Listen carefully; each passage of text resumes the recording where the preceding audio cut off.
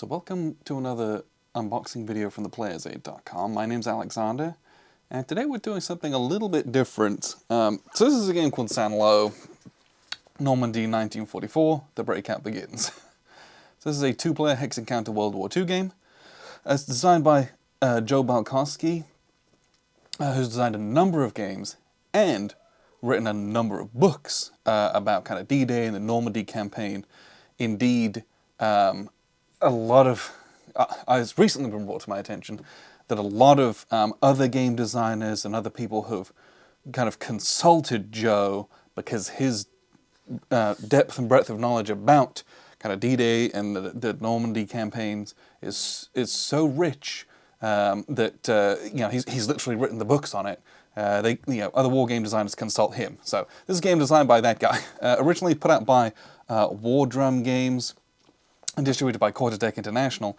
However, this particular copy I purchased from Compass Games at WBC. You can see here, it's got a bunch of Chinese characters in here. I don't read or speak Chinese, but this is a bilingual game that was originally put out for the Chinese market. You can see the back of the box. It's all Chinese. Now, what Compass has done is that they've gotten a hold of this. They've printed all the counters and the map as is, but they have redone the play aids and the rulebook in English. So the contents might look a little bit different from what you might expect, but you know what? I didn't know kind of what I'm getting myself into. I think it might be something that's interesting, and Joe is you know, a very well-known, very well-respected designer, also gorgeous front, right? So let's take a look at the box, and this is a kind of a smaller box. This is not your usual war game box size, but it is very heavy because it is chock full of stuff. So get a tiny little D6 in the game. Now, one thing I will say is that these rules, when you purchase the game comes shrink wrapped, and the rules were handed to me separately, and that's because when Compass printed these, they consider it such that it doesn't fit in the box, kind of as nicely as some people might want it to. It fits in perfectly, as you can see. I've put it in there.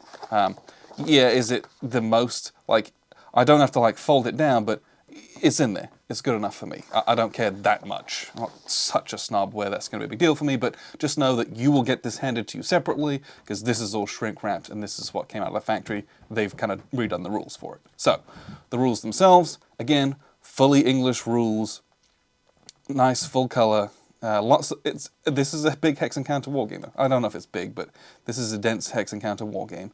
So you do have some color examples and all that kind of stuff, but your rules are pretty intense setting up the game. So you're looking at 22 pages of actual rules, and then some setup and victory conditions and stuff, and then historical notes from Joe at the back. So, you know, this is not a small game, so to speak. Now, we do have there are 4 extra allied units that we don't play with that it tells you, and then there is a sticker sheet to go onto the map. I don't know if you can kind of see that there's a die cut, so some like this will be an overlay that's going to be stuck over onto the map. So I appreciate that they included that and that that's been sorted.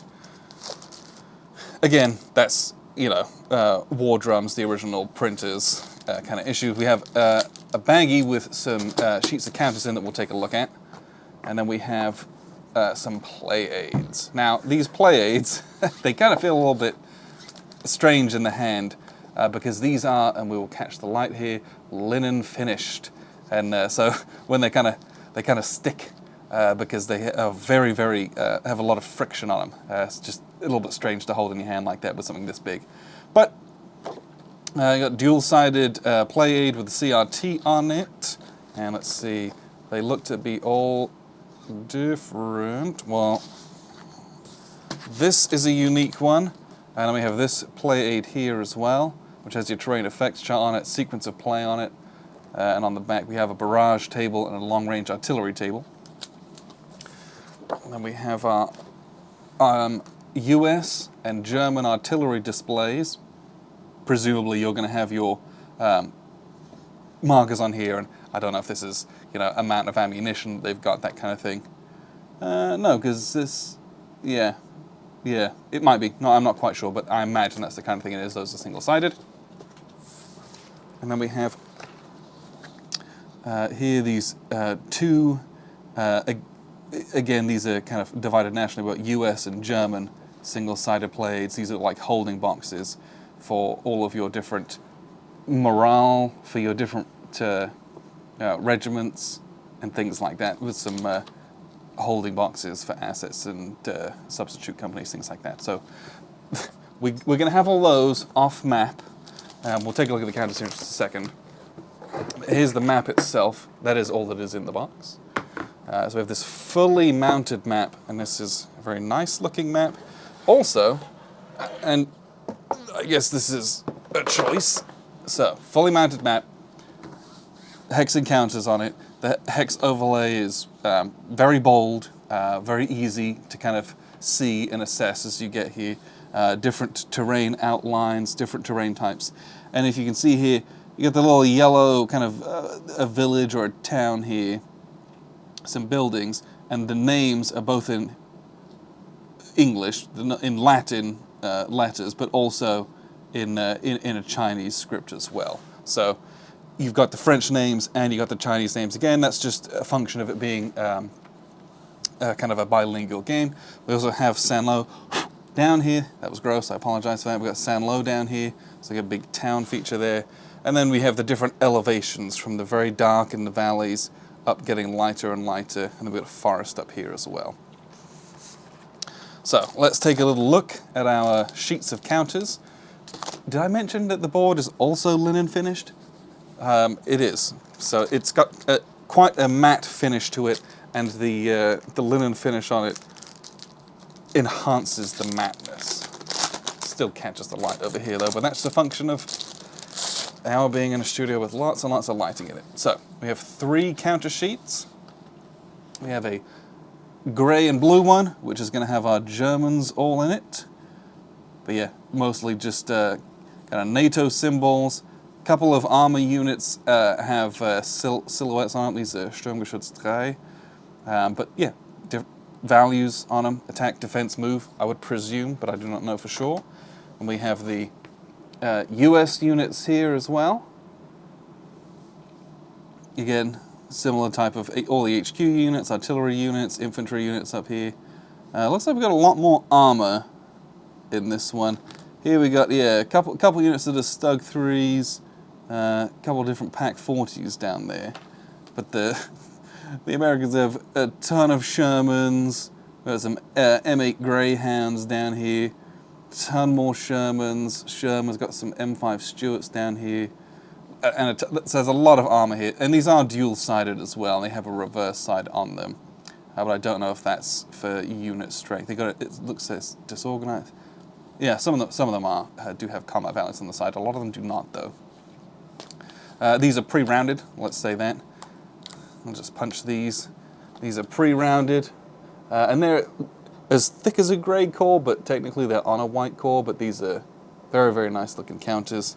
I don't know how important a lot of the small unit identification numbers are, but the combat values and the movement values are very bold, and those are easy to see from far away.